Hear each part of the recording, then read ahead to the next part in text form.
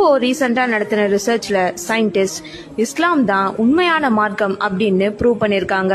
Scientist எல்லாரும் சேர்ந்து 4 ஈக்களை வச்சு ரிசர்ச் பண்ணிருக்காங்க. அந்த ஈக்களுடைய வலது மற்றும் இடது புறத்துல இருக்கிற ரெக்கைகளை எல்லாத்தையுமே தனித்தனியா எடுத்து அந்த ரெக்கைகள் எல்லாத்தையுமே 48 மணி நேரம் ஸ்டெர்லைஸ் பண்ணிருக்காங்க. அவங்க செஞ்சு 2 நாள் கழிச்சு அவங்க அதை எடுத்து பார்த்தப்போ அவங்க உண்மையிலேயே ஷாக் ஆயிட்டாங்க.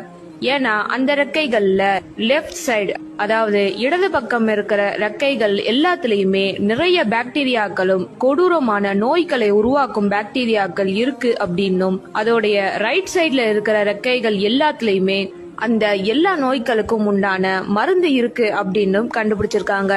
அல்ஹம்துலில்லாஹ். 1400 வருடங்களுக்கு முன்னாடி நபி ஸல்லல்லாஹு அலைஹி வஸல்லம் அவர்கள் சொல்லியிருக்காங்க, உங்களில் எவருடைய பானத்திலாவது ஈ விழுந்து விட்டால் முதலில் அதை அவர் அதிலேயே